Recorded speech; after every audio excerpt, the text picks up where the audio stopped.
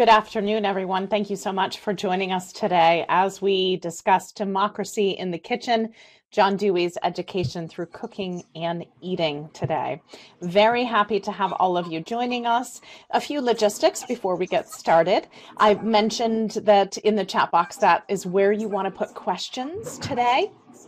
Please do ask any questions that you may want to ask throughout the presentation. I'll keep an eye on those questions in the chat box and make sure we have an opportunity to ask our presenters throughout the presentation, and then we'll have some time at the end as well. This session is being recorded. We will share the session out with everyone who has RSVP'd as well. So let's get going. We have a full agenda and we want to make sure we use the best of everybody's time. So we're going to go over quick introductions, and then we're going to talk about what is democracy in the kitchen? What do we mean by that? And John Dewey Kitchen Institute, tenets of Deweyan inquiry. We're going to go over some of the tenets that Cynthia and Lisa have developed from John Dewey's work and incorporated into John Dewey Kitchen Institute. We're going to talk about a sensory analysis activity that is incorporated into our Kitchen Institute. What is that and how is that done in a virtual environment? And of course, we're going to talk about some of the course logistics because it is a super exciting opportunity for this summer as John Dewey Kitchen Institute in a new form comes back online.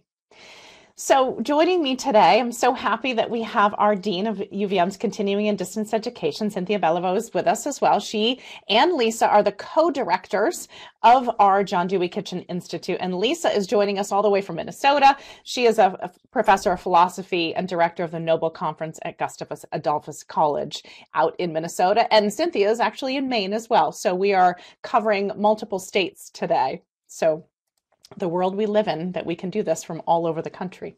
My name is Nicole Willier-Fenton. I'm the content marketing manager at UVM's Continuing and Distance Education. And I'm so happy to have you here with us today. So we're going to talk about what is democracy in the kitchen. But let's start first with John Dewey was a philosopher who thought education was the most important thing. And in the realm of education, he thought experience was at the base of it. So the kitchen, as you'll hear from Cynthia and Lisa, is a site of inquiry and democracy. I'd like to start with Cynthia and Lisa. What do we mean by that? What do you mean by democracy in the kitchen? So, hi, everybody. Hi, Lisa, my good co-director. So John Dewey was a preeminent philosopher, probably the most famous of American philosophers.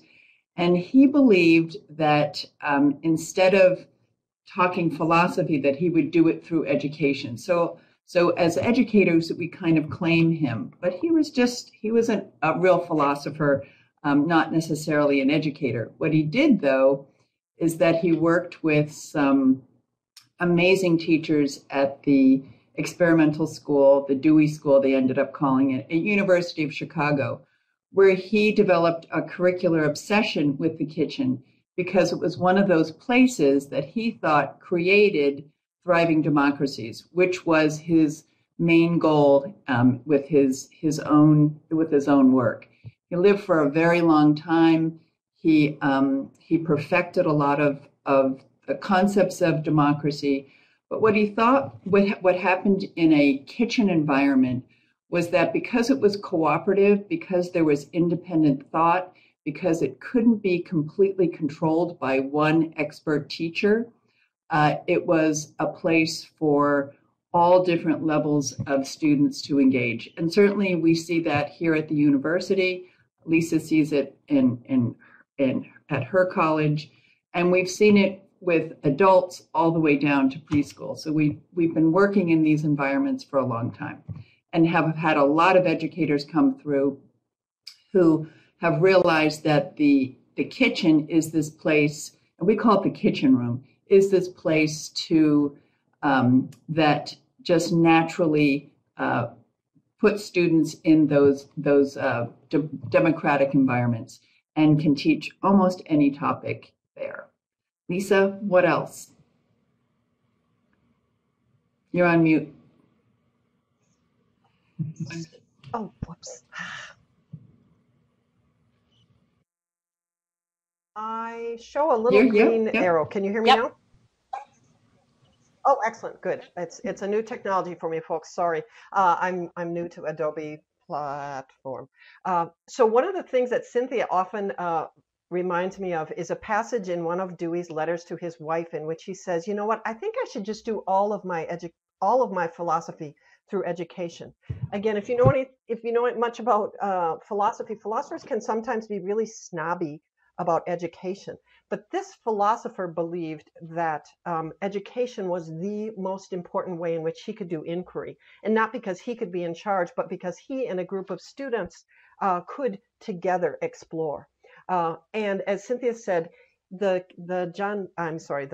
Dewey School that he founded with a bunch of women in Chicago was primarily for little kids, and they would learn they would use the kitchen and the workroom and all kinds of ordinary daily activities as a way to explore the most abstract ideas, including the idea of democracy. And Cynthia, really starting with her dissertation, said this isn't just about children's way of learning. This is about the way that all of us can engage in the activity of teaching and learning. So she, decades ago, and I somewhat more recently, started thinking, how do we think about this as a model for education in general? And one of the things that I have seen in speaking with students who have taken John Dewey Kitchen Institute over the last several years is how adaptable the experiential education model can be to a variety of subjects. I think about a pre-K, a preschool teacher that was there a few years ago, to a humanities, to biology, to college professors. Is that been your experience? Is that the light kind of goes off for a variety of different educators so that they could see how they can translate this information into their classrooms and their curriculum? Great question. Yes. Yes. We take sort of you could call it a train the trainers model, and we say what you're learning in the Institute is the method. So we're trying, to use the method to teach the method in a sense. But yes, in the last iteration, I think we had someone who was starting a postgraduate program in environmental studies, and then someone who was a preschool teacher. And as you say, all points in between, community educators, all sorts of people. And we sort of say, we don't know how you are going to do this, but we have a lot of faith that you will figure that out along the way. And we're happy to puzzle along with you. I think, Lisa, that's a good point, is that in the Deweyan philosophy, it would be, we are facilitators in your learning. You are the independent learner. We are freeing you to explore. It's not chaotic. There's a real system to what we're doing, but within that system, you are moving into your own understanding of this world.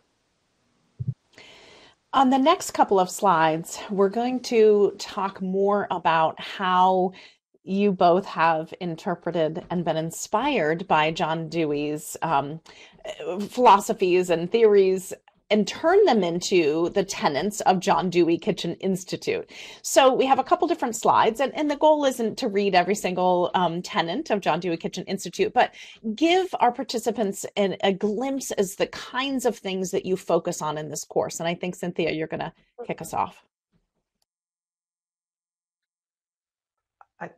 I think I'll take the first one, actually, if that's okay, Nicole. Okay. So we sorted them. At present, there's 10 of these. We spent a long weekend together trying to boil down Dewey into a set of principles that would help us to think about this. And at the moment, it's 10, but I'll tell you, after every single iteration of JDKI, we rethink them and say, are those the ones that are actually serving the spirit of what this inquiry is? So I just start with the first one, which is somewhat controversial, and that is all inquiry is value-laden.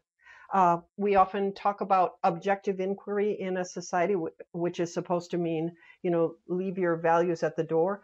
Dewey says inquiry is always a value-laden enterprise. That doesn't mean shove your values down someone else's throat. It means value is always, and values are always a layer of the ways in which we go about asking questions. The values, too, need to be interrogated and questioned.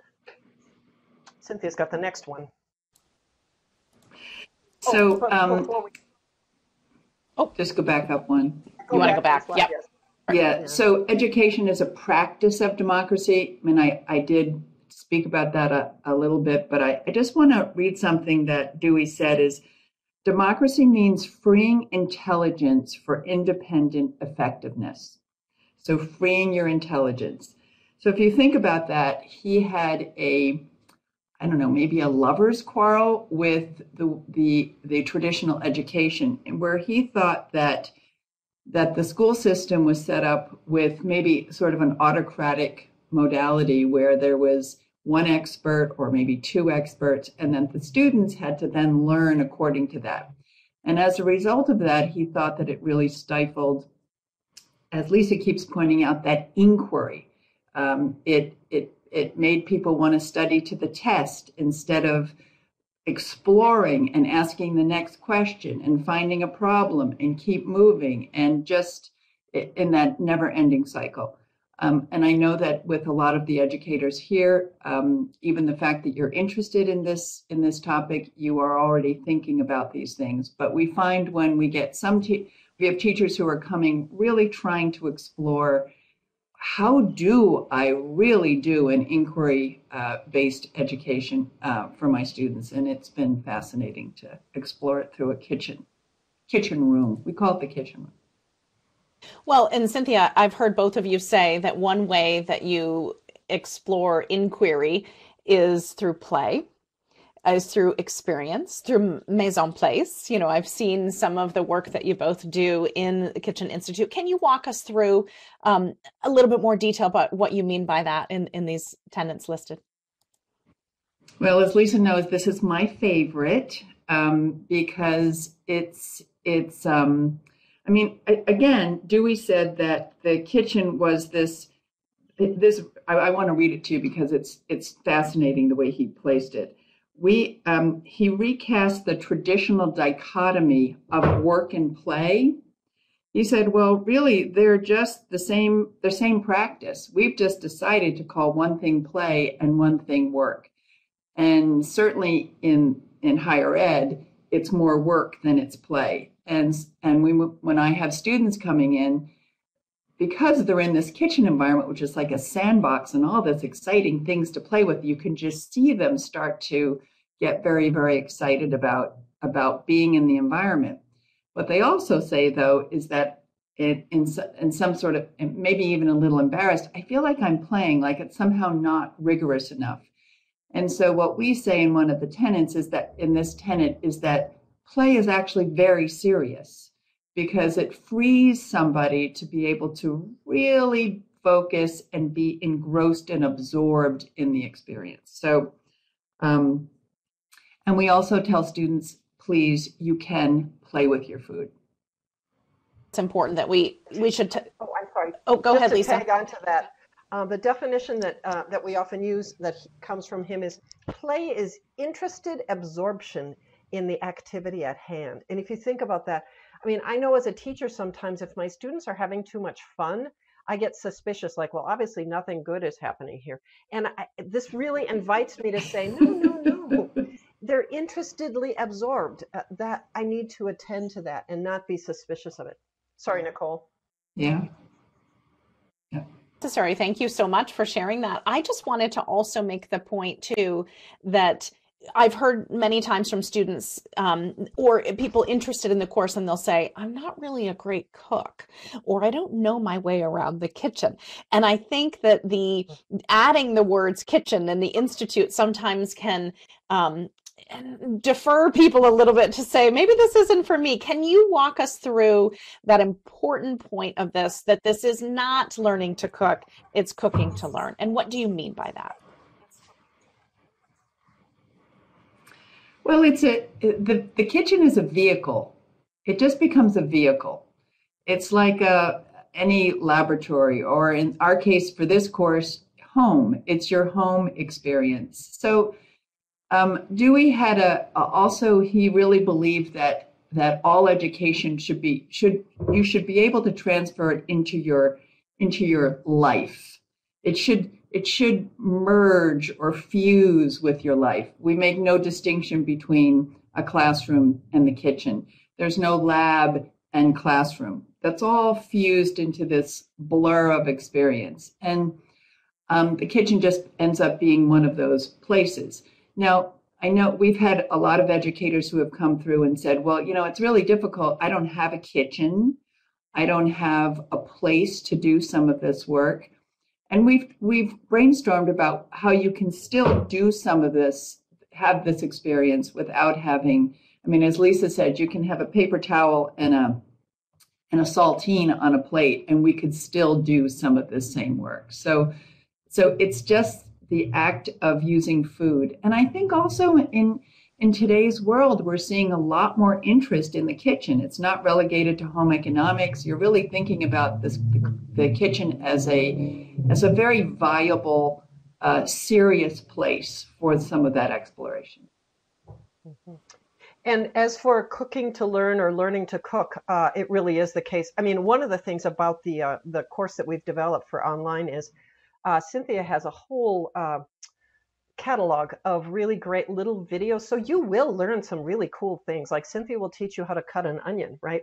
In a way that perhaps you who have not been trained as a professional chef don't know about. So there are these wonderful little moments.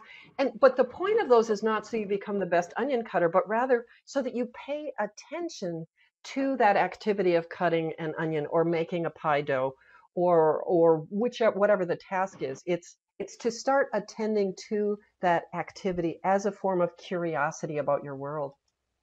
Well, and I just love that you said that, Lisa, because Lisa is the consummate philosopher, and I have learned so much from her as to how to think about some of these things. She's actually written a paper on cutting that onion and what that has actually done for her and for her students. So fascinating supporting information for each one of these sessions. Thank you for sharing that, both of you. Let's move on a little bit to make through, because I know we have a few more tenets we want to go through, but I just wanted to also give a plug to if there's other questions, and thank you, Jacqueline, also for helping Joanna with the sound. If you are having issues, there is a drop down at the top near the little speaker icon that you can turn it up additionally. But if there's questions that you have for Cynthia or Lisa while we're having this discussion, please put them in the chat box. We will certainly pause and keep an eye out for those questions. But one of the tenets that we list here is one of my favorite to hear from Lisa about, which is mind is a verb. Walk us through, what do you mean by that? So you'll notice that the tenets on this last page are maybe the most obscure, and these are some of the ones that I, as a philosopher, sort of argued for.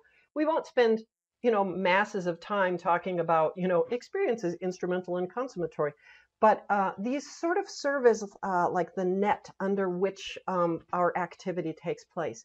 And philosophers in the West have been really all about that you have a mind and you have a body. Well, if you've studied probably anything in cognitive science in the last 30 years, you know that that's just a way of thinking that doesn't really make much sense. Well, John Dewey was thinking in these ways decades and decades and decades ago.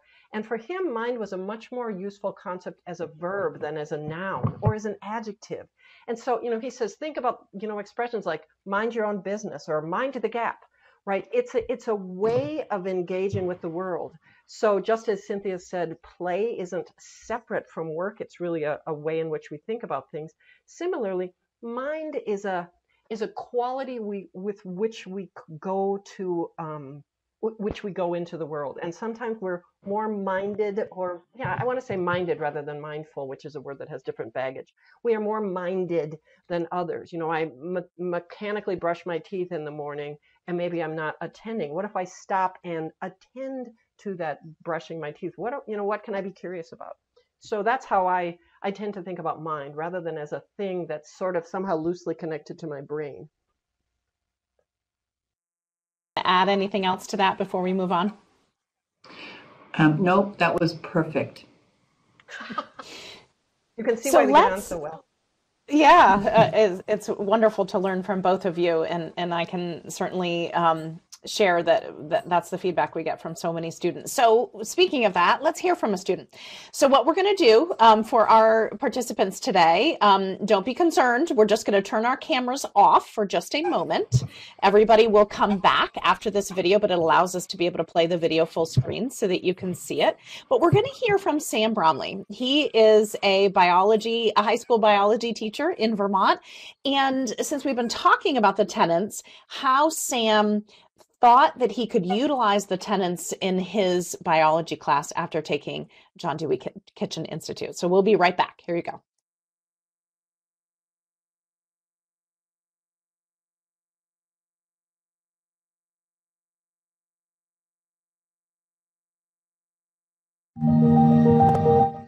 I like the discussions that we had over the last 3 days about the various tenets of John Dewey's work and their application in the kitchen. And hearing, after cooking a meal, and hearing everybody's interpretation of those tenets made me realize their application in my classroom setting. We had college professors and elementary school teachers here, and a few high school teachers, and it was nice to hear how they thought about incorporating them into their classroom, and how I could then translate that into my own. I left this class, this experience, with how can I use food and cooking as a way to teach transferable skills in our classroom, which was not something that I thought I would get out of it.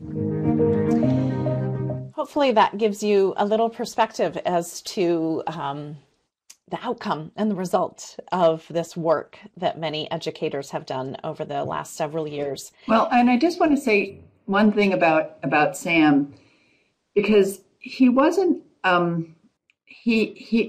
there is an aspect to coming into a kitchen, or if you don't cook, that is terribly uncomfortable. And Lisa and I actually think that that's a good thing, because it forces you to concentrate in a way that our academic mindset, or the way that we think, when we actually have to be in motion with colleagues or in an online environment where we're sharing ideas about what we're doing. He was very, very nervous. And so as he was in he was in a very cooperative environment where everybody was helping each other. He just relaxed and started to absorb all of the more didactic things that we were teaching. So I want to just point that he had a real breakthrough. Wouldn't you say, Lisa? Yep, she's nodding. So one of, I know, my favorite parts and the students' favorite parts of John Dewey Kitchen Institute is the sensory experience. And I want, maybe Cynthia, describe what that is. And then I also want to think about, well, how is that going to work in a virtual setting? Let's walk people through what that looks like, doing it together online now.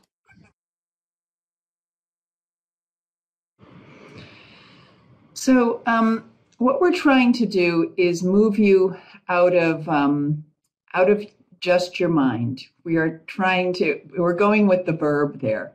And we are trying for you to use more of your senses to explore something. Again, there's a discomfort with it as you try to use words to describe what you're tasting or what you're smelling, or, we have magnifying glasses to get very specific about looking at Lisa has the example of using a saltine cracker and trying to describe all of the bumps and brownness on it. It's just it's like we're outside doing nature observation or something. It's the same techniques, and you're using food in order to be able to do that. So, once everyone makes their food, then, the first thought is to sit down and start to eat it. And we say, no, let's hold back. And first of all, we'll try to explore what it is that we just made. And so we go through a sensory evaluation that uses all of the senses with each person doing more descriptors. And we have descriptors, and we have videos of how you do it and all of that, but it really comes down to someone starting to slow down enough to be able to understand what they've just created. So Lisa, you want to add that before I talk about how we're doing it online? Yeah, I have a couple of things to say. First of all, so I teach at a liberal arts college, and we're all about educating the whole person and paying attention to everything. And over the years, I've asked my colleagues, when do smell and taste come into your classes? And so far I've found, the geologists say, well, there's this one kind of test that we can do where we lick a rock. But other than that, smell and taste literally, and I just find this baffling that we have these two senses that are absolutely no part of higher education at all. So what this really does is invites people to see this whole realm. The second thing I would say, because of course, I'm a cook and I love cooking and I love eating, but I am not an expert in any of these things. Cynthia, by the way, is. She's a chef who was in a culinary school for many, many years in addition to her current gig. So she really is that kind of knowledgeable. And I was a little intimidated, like, oh, I'm not going to have enough words. This isn't like learning to be a wine taster to be able to say which of the Cabernets has the beefiest blah, blah, blah, right? This is about saying, how can I cultivate a new vocabulary to attend to, we do a whole exercise on saltine crackers to sort of say, how do I come to learn to pay attention? Similar maybe to what I do in a biology, an ornithology lab in which you're learning what parts of the bird you look at to identify them. But different because you haven't ever done it with your mouth before. Yeah. So again, it forces a concentration because it's so uncommon. Yeah. And so what we're doing in the online environment, I've been teaching this other course. As a result of COVID, we had to move courses online pretty quickly. And, I think that the sanctity of my of the foods lab here on campus cannot, it's unparalleled. Well, I got a big lesson in that the students, and mostly were adults, did just fine in their home kitchens, just fine. In fact, that discomfort that I talked about was something that they were more comfortable being in their home kitchen and not having to be with others to begin with. So that was a real lesson. And so Lisa and I have now developed all of these exercises for your own space. And whether or not you're in a home kitchen, or if you're in an apartment kitchen, or if you're in a friend's kitchen, it doesn't matter. I mean, you do sort of need a stove, you need some things to cut with, but it's been fascinating to watch. And so then we have a lot of video. We'll have, I think, 1 or 2 live sessions to actually go through the experience, and we've had some great success with it. I mean, as I said, very surprising to us. Transition. Thank you. Do we want to have live tasting session that's optional, but where we'll all eat saltines together? And I'll just say, in terms of what kind of a kitchen, I live in a yurt in the summertime, and so I'll be coming from my yurt, which doesn't really have a kitchen at all. It's just got a little hot plate. There's amazing things you can do with just a hot plate too. Yeah. It's a good point. Thank you for sharing that, Lisa. I wanted to see if anyone feels comfortable putting in the chat box from our viewers. Do you see, I know we have a lot of educators with us, do you see any opportunities to incorporate in smell and taste into your curriculum, into your classroom? Is that something that is blowing your mind in terms of trying to incorporate that in, or is that something that you could envision? I'd love to see some responses in our chat box.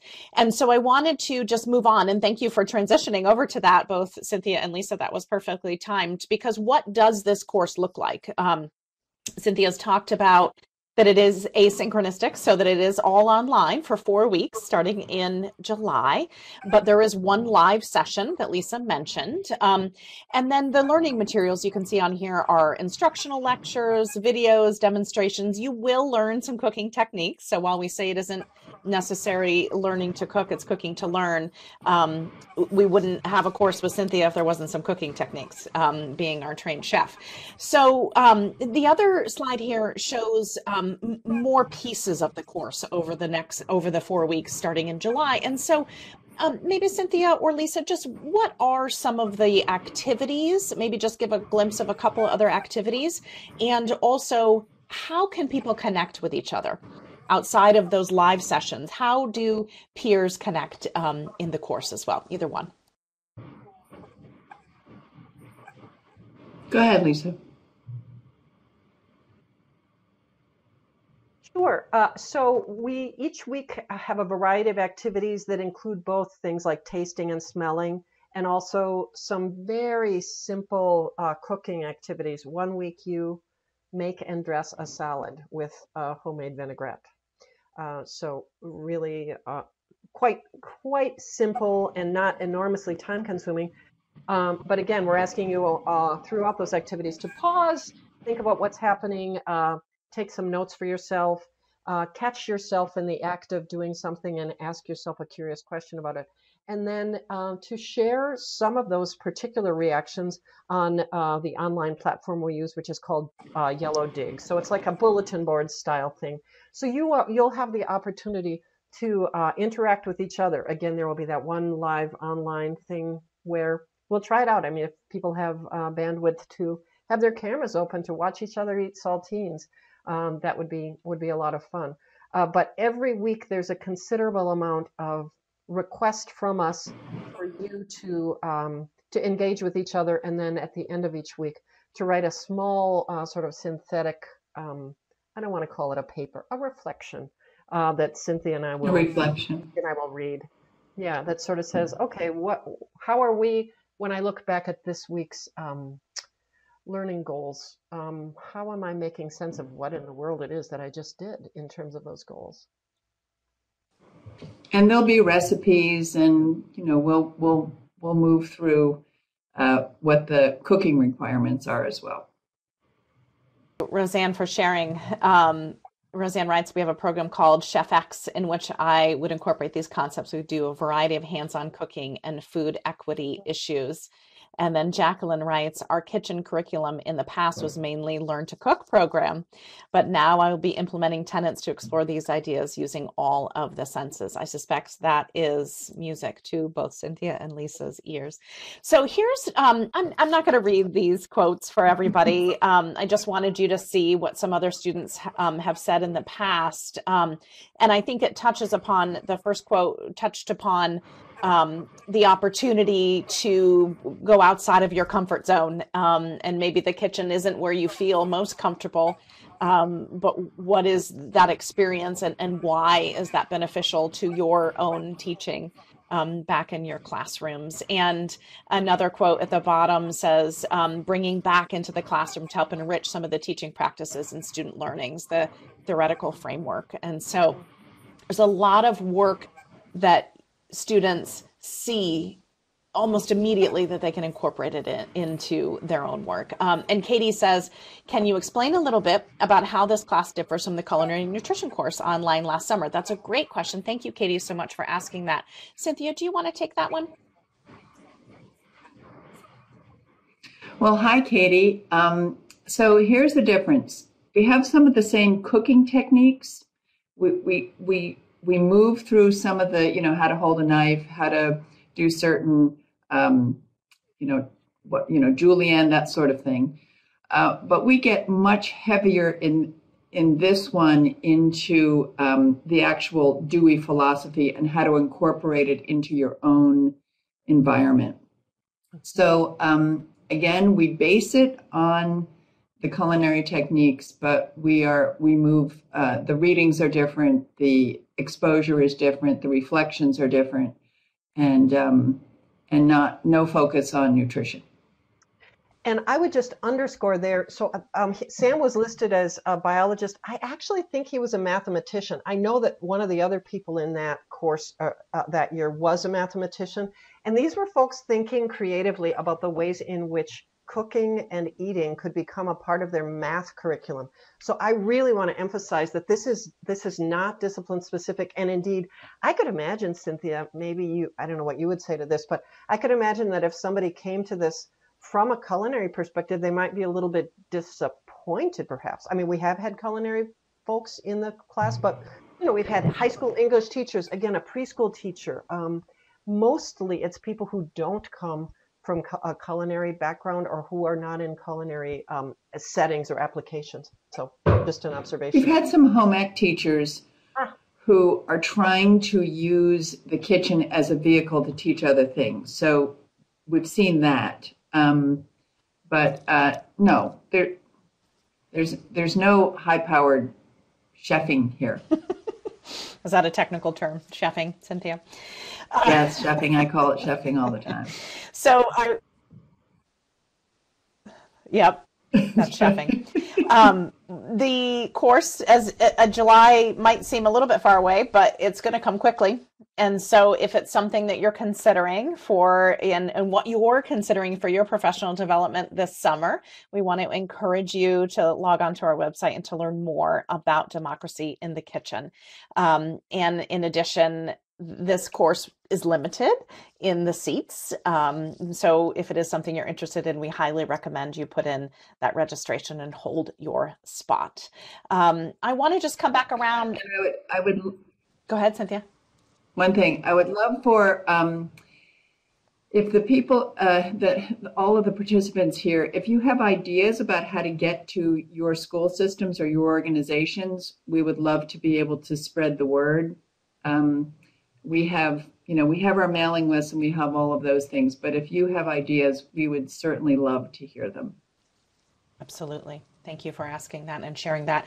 So wanted to just give an opportunity for any additional questions. You have our two Dewey experts and chef as well and philosopher, Lisa. So if there's something that you want to know about the course, about their work, how it applies, anything that we can answer, we're happy to do that. I do want to ask one question while it looks like Julie might be typing, while we're waiting maybe for some questions from our audience. One of the things that I know that students always enjoy, and I am always curious to hear how they envision using mise en place in their classroom. How, Cynthia, well, what is that? And how do you translate that back into a biology classroom? Well, mise en place in French just means everything in its place. So it's a mental scaffolding to try to get ready. There's a forward sequencing concept and then a backward sequencing, because you've got to hit the goal of the meal on the table at a certain time. So it gives students, we do a lot of drawing of what's going to happen. There's a lot of sort of visualization of what the expectations are. And then there's a lot of detail as to what will happen. And we start with usually one recipe, but then by the end, they're doing 3 or 4. And so they have to do this multiple 1 page of all of the different steps. I've heard it, and Lisa and I have heard this over and over again. I've certainly heard it from a lot of my college students that mise en place alone has helped them become better at organization, better at that scaffolding, that conceptual framing of things, made them quicker. So it is a very valuable learning tool. Thing to that as well. Yeah.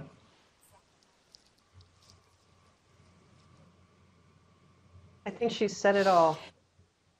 So I want to just... There are actually some articles about it, though, like if you look out there online, there's some NPR a couple of years ago did a whole bit about mise en place as a way to organize your academic life. Awesome.